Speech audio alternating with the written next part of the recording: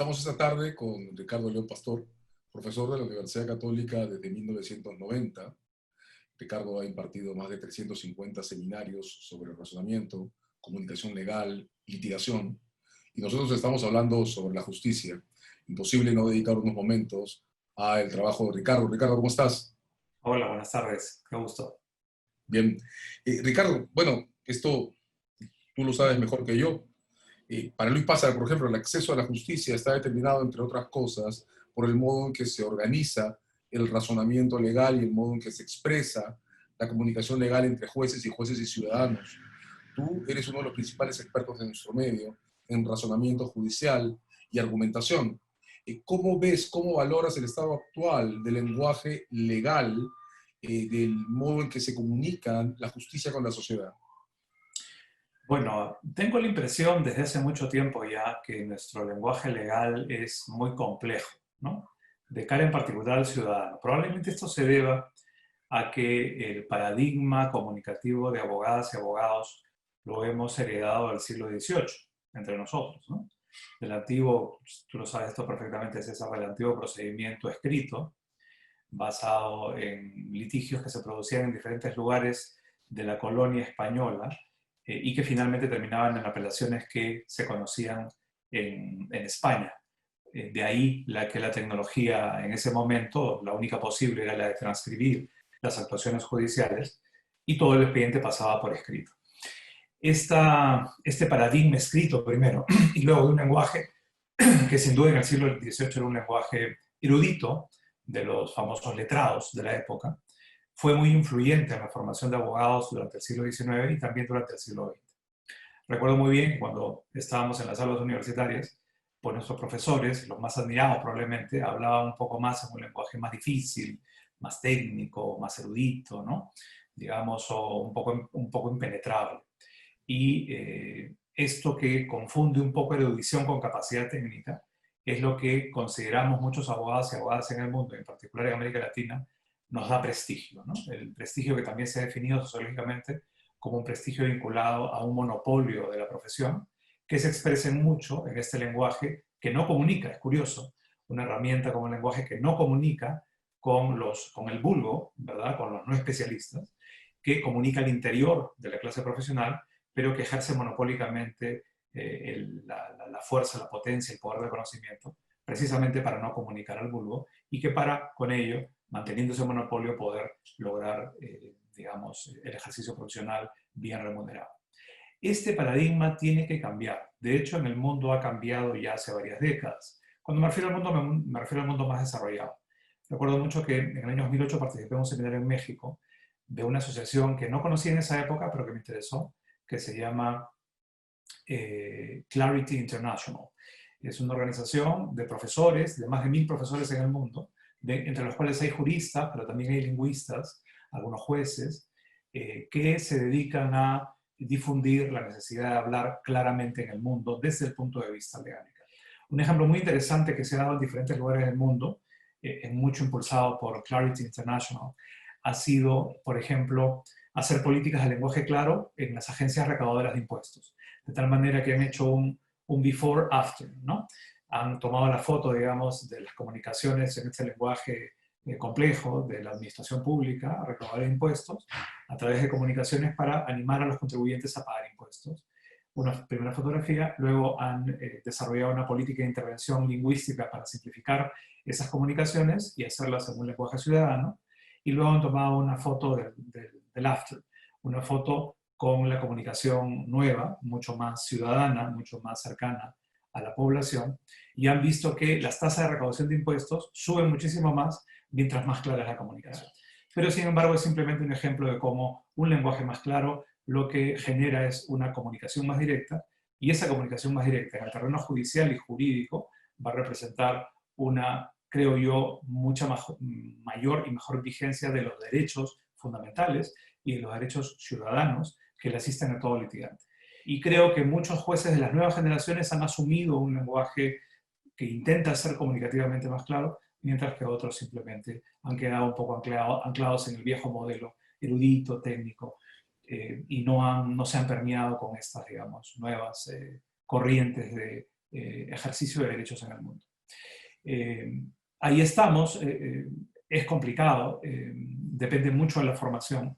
Y también, César, depende mucho del estilo de la institución.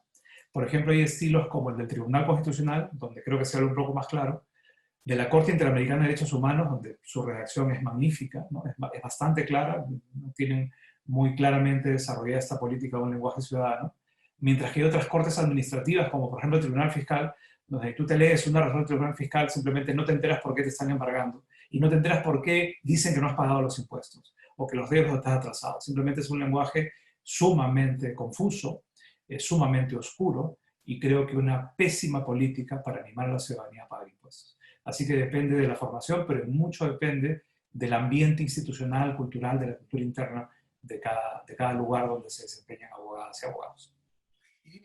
¿Tú cruzarías estas variables también con la edad? ¿Tú crees que hay alguna diferencia etaria en función a que los magistrados o los funcionarios de administración sean mayores o menores? ¿Hay algún corte etario ahí? Yo creo que tiene que ver con la formación recibida, ¿no? Y con el paradigma asumido. Lo que pasa es que esos paradigmas son profundamente inconscientes, ¿no? Es más, si tú le dijeras a un magistrado, digamos, muy mayor, ¿no?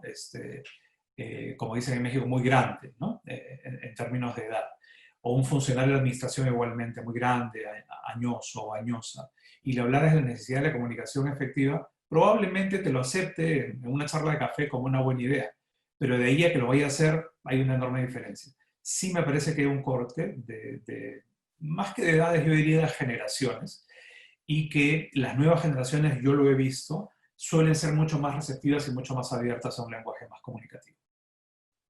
Ahora, digamos, introduzcamos otro eje, lo oral y lo escrito, ¿no? En el caso de la justicia penal, por ejemplo, lo sabes mejor que yo, los dos momentos se cruzan, ¿verdad? Porque las condenas, a diferencia de lo que ocurre con las sentencias civiles, tienen que ser leídas ante la defensa o ante el acusado, si está presente en la sala. ¿Notas alguna diferencia en el modo de desarrollar la expresión oral de nuestros tribunales respecto a la textual escrita? Sin duda alguna, ¿no? Digamos, el juicio oral, en particular en el marco del nuevo, que ya tiene más de una década, del llamado nuevo Código Procesal Penal, que todavía no termina de estar vigente en Lima, lo que es una pena, ha introducido claramente cambios en la política comunicativa, por decirlo así, de las Cortes, de manera sumamente intuitiva, ¿sí? Porque si tú ves audiencias orales, y ahora uno tiene la oportunidad de hacer, bueno, antes lo veíamos por Justicia TV, ahora lo vemos en Internet, se vuelven en Facebook y tal, tú te das cuenta que, claro, cuando el magistrado o la magistrada que dirige el debate se dirige al mismo tiempo al imputado, por ejemplo, persona sencilla, hace auténticamente un esfuerzo mirándole a los ojos por tratar de hacer un lenguaje que sea significativo para el receptor. Como siempre enseño en mis clases, la claridad, y es una cosa que tendremos que pensar tú y yo probablemente, la claridad no se juega en la cabeza del emisor. La claridad se juega y se valida en la cabeza del receptor. Entonces, si alguien quiere ser claro, tiene que hacer algún tipo de prospección, de perspectiva, de adivinanza, si quieres, sobre cuál es el dominio lingüístico del receptor, de tal manera que le hables en clave que el receptor pueda comprender a partir de su propio dominio lingüístico. Los jueces intuitivamente saben eso mirando los ojos a la gente un poco más sencilla y no le hablan en clave legal. Eso es muy importante. Entonces, los que creo que no estamos dando la talla bajo las reglas del nuevo Código Procesal Penal o los litigantes orales, somos defensores y fiscales, porque seguimos hablando de alguna manera en el viejo paradigma.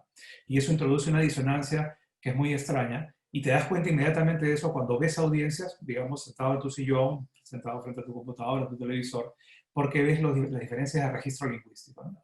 Y la oralidad lo que exige es una comunicación, si quieres tú, como es cara a cara, exige una comunicación mirando a los ojos. Pero hay que entrenarse en las técnicas sobre cómo organizar el discurso a partir del receptor y no del emisor. Tiempo y extensión son otro eje que me parece que viene a cuento del modo en que estás presentando estos problemas. Hemos estado viendo recientemente audiencias, alguna en la que los alegatos se han extendido por 4 o 5 sesiones, y todos somos conscientes de la enorme extensión que puede tomar una sentencia, incluso las de la Corte Interamericana de Derechos Humanos, que con razón ha calificado como probablemente de las mejores redactadas de las que usamos en nuestro ambiente.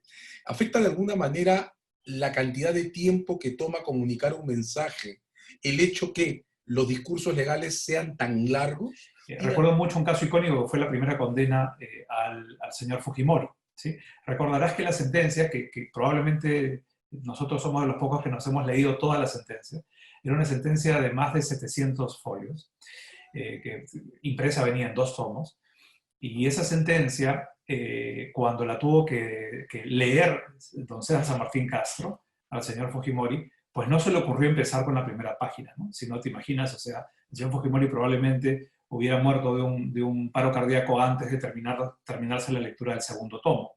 Entonces lo que hizo con gran intuición el presidente San Martín fue decirle, señor, usted está condenado a, no recuerdo si eran 25 años, a 25 años de prisión, y ahora le voy a decir brevemente por qué, voy a leer unos extractos, ¿verdad?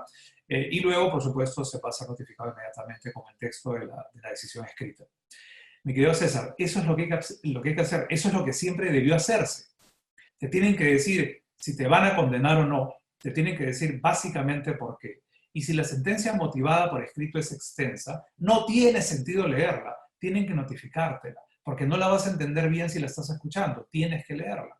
¿Te das cuenta? Entonces, esto de la vieja práctica, que tú conocerás mejor que yo, de la regambre histórica de la lectura de sentencia, tiene que cambiar en el mundo contemporáneo, ya no tiene ningún sentido. Y eso lo demostró San Martín con su buen criterio en el caso que he comentado. El segundo momento es el momento de la audiencia virtual, donde las cosas cambian todavía mucho más, digamos, dinámica y diría yo, dramáticamente. ¿Por qué? Porque los tiempos se reducen a lo mínimo. Yo estoy viendo audiencias que son muy prácticas, aunque sencillas, no audiencias en grandes casos, sino audiencias más bien en casos pequeños, prisiones preventivas no muy sonadas, etcétera, más bien simples jurídicamente, donde estoy viendo audiencias en 10 minutos, en 15 minutos, en 20 minutos, y marchan muy bien. Una audiencia mucho más extensa es mucho más complicada de mantener en el entorno virtual. ¿Por qué?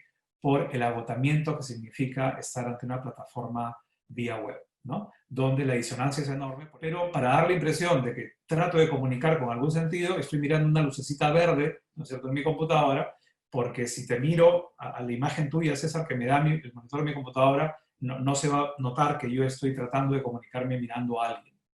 Esa es una primera disonancia. Una segunda es que hay mucha latencia en la comunicación.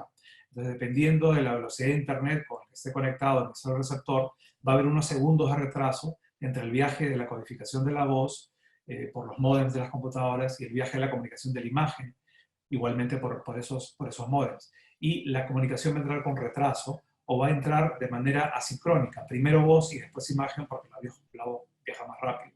Entonces, hay muchos problemas y no te digo nada de que se congele la pantalla o que se note una voz robótica o simplemente pues reviente internet y todos nos quedemos colgados. Hay muchos problemas en todo el mundo y esto no solamente se produce en el Perú. En el arbitraje internacional, donde solemos arbitrar también de manera virtual, todos estos problemas se presentan de vez en cuando, por mejor conexión que tengas y por mejor equipo que tengas. Lo que quiero decir es que hay mucha disonancia entre la comunicación cara a cara y la comunicación virtual, donde el cerebro en la comunicación virtual está tratando de lidiar con todos estos problemas y eso causa mucho agotamiento. Entonces, en conclusión, si tú te metes en una audiencia virtual 2, 3, 4 horas, pues es una cosa imposible de tolerar y al final va a haber mucha desconexión. Probablemente tengas a las partes allí presentes, pero en realidad están de cuerpo y de espíritu ausentes porque no están metidas en una audiencia, pierden capacidad de reacción y la calidad del litigio oral pues se empobrece muchísimo. Y lo que siempre les digo es, hagan audiencias cortas. Pero para hacer audiencias cortas, todos tienen que saber perfectamente cuál es su rol, ¿no? El presidente que lidera el debate, el fiscal que presenta los argumentos, la defensa que hace lo propio, la procuraduría, quien fuere, argumentos cortos, breves, 5, 7, tal vez 10 minutos, si me parece un argumento un poco largo, debate breve, puntual sobre lo que vamos a decidir, y luego decisión motivada in voce, oral del juez. El juez ha escuchado las cosas y dice, bueno, mi decisión es porque he fundado este pedido o este pedido es infundado. ¿Sabes qué hacen los jueces, César? Lo habrás visto 1000 veces. Incluso en audiencias virtuales, cuando se termina el debate, el juez se pone a componer mentalmente una decisión escrita. y empiece a decir, bueno, en la ciudad de Huaraz, el día tal, la hora tal, yo le digo, ¿qué le pasa? Todos sabemos que estamos en Huaraz. Bueno, y la parte dijo, pero lo acabamos de ver, ¿para qué la resume? O sea, se pone a leer una sentencia escrita que se ha inventado en la cabeza, lo cual es ridículo. Lo que tienen que hacer los jueces es decidir, y decir por qué lo ha decidido, y decir que la notificación escrita se les va a entregar de acá a media hora o el día de mañana.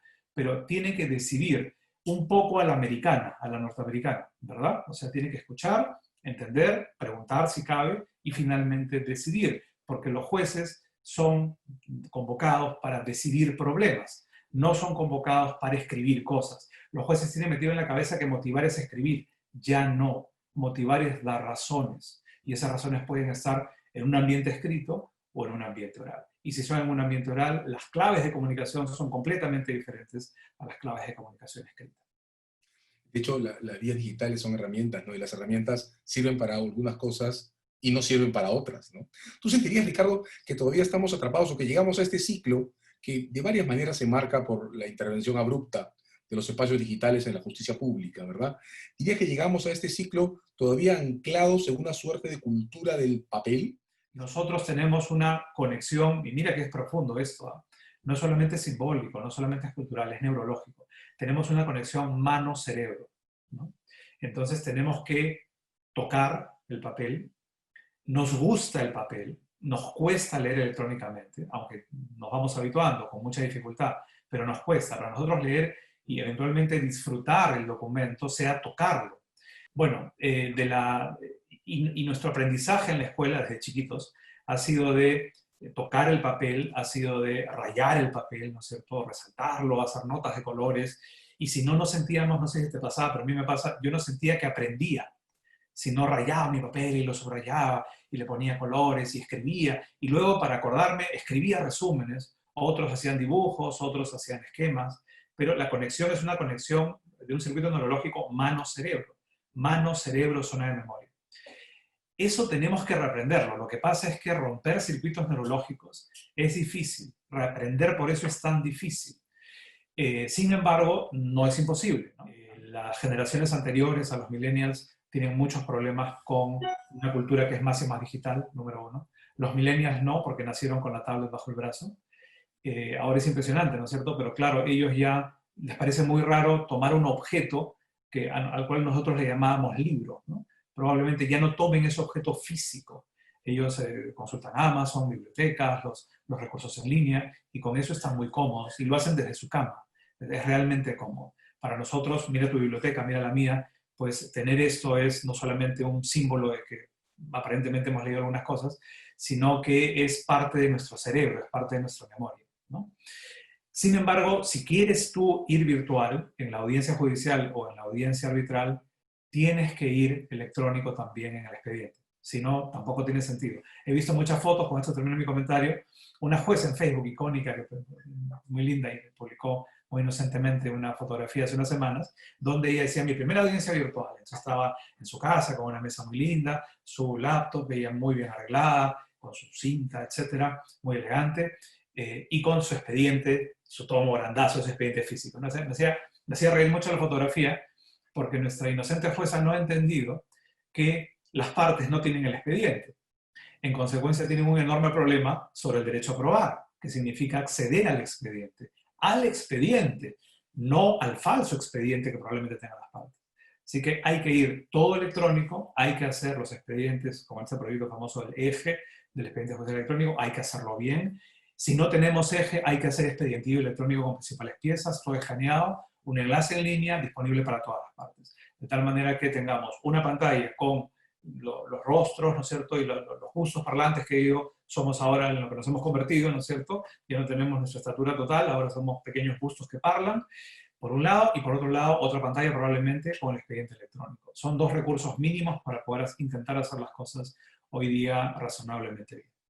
Oye, cerrando tu aterrizaje, yo te confieso que tengo algunas sensaciones encontradas con el expediente electrónico.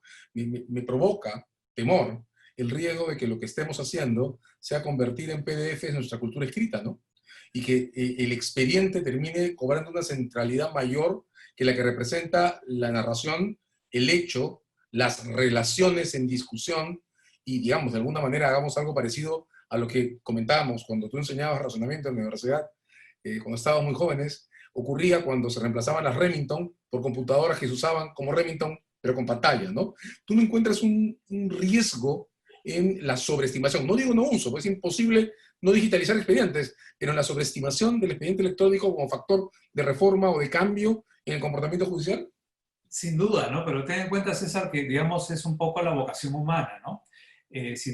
Seguramente conoces la historia de cómo Henry Ford hace el famoso modelo T, ¿verdad? Este modelo que se extendió hace, creo que cumplió 100 años, el modelo T, en la fabricación en masa de automóviles en los Estados Unidos.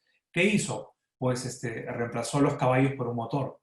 Y de hecho, la única forma que entendían los norteamericanos de medir la potencia y el desarrollo de la velocidad era en caballos, ¿no? Entonces, hasta ahora, a ti que te gustan los coches, tú mides la potencia de un motor en horsepower, ¿verdad? En caballos de fuerza. Y claro, el salón del automóvil era la antigua carreta, ¿verdad? Tú ves el modelo T comparado con una carreta, digamos, del siglo XVIII, se parece mucho, lo que pasa es que han sacado caballos y han puesto un motor. Entonces, el ser humano tiende a hacer esas cosas seguramente por conveniencia, por cuestión práctica, por heredar las prácticas de antes e irlas haciendo más contemporáneas. Y sí, existe el riesgo de que al final del día todas las posibilidades, primero, el expediente es una herramienta, ¿no es cierto? El expediente no es el caso. El expediente es una herramienta donde se van asentando un conjunto de elementos que nos posibilitan organizar un caso y litigarlo. Y en particular entre nosotros ahora litigarlo oralmente. Pero el caso no está en el expediente. En el expediente se van reflejando algunas piezas importantes, sin duda. Pero el riesgo mayor, mi querido César, no solamente está en sacralizar el antiguo expediente que nuestro ex supremo olía y sopesaba con las manos y aplazaba para tratar de conocer su caso, y desacralizarlo convirtiendo eso a un gran PDF, además muy extenso, muy antipático, porque el expediente físico es más fácil de manejar, ¿verdad? Tú vas al folio directo que te interesa, lo marcas, haces el típico doblez judicial de la página del folio, entonces tú te manejas muy bien. En cambio, en el PDF casi no hay forma de hacer eso, salvo que tengas índices inteligentes, con hipervínculos, ¿no? Que te permitan ir saltando de demanda a contestación, a fijación de puntos de controversia y así por el estilo. El principal riesgo, César, no solamente es esa sacralización, sino que es el desperdicio de las posibilidades tecnológicas que supone la digitalización. Me ha pasado también mucho, te habrá pasado a ti, que el vídeo, que es la prueba clave en el juicio, termina siendo transcrito. Y la audiencia es una audiencia de transcripción del vídeo, cuando el vídeo tiene que ser puesto en el expediente digital para que todos lo veamos. El audio condenador, ¿no es cierto? Como decía el Chavo del Ocho, la prueba de Benito, el audio es transcrita y nadie pone un enlace, un hipervínculo para que escuchemos las voces. La imagen, la fotografía de la tora del tipo que le saca la vuelta a su mujer, ¿no es cierto? Saliendo del hotel subrepticiamente en la noche con una tercera que no es su señora. Bueno, esa fotografía con la que eventualmente podría iniciar una demanda la señora, no se pone en el expediente. Entonces, son las cosas que tenemos que entender. Realmente el mundo digital te ofrece enormes posibilidades y los abogados solemos desperdiciarlas. Muchas gracias, Ricardo. Bueno, sigue con nosotros Ricardo León Pastor, y regresando sobre conceptos que han marcado su trayectoria, el razonamiento, la tecnología aplicada a los procesos legales, el modo de modificar nuestros enfoques básicos sobre cómo hacer justicia. Gracias, Ricardo. Gracias a todos. A ustedes, gracias.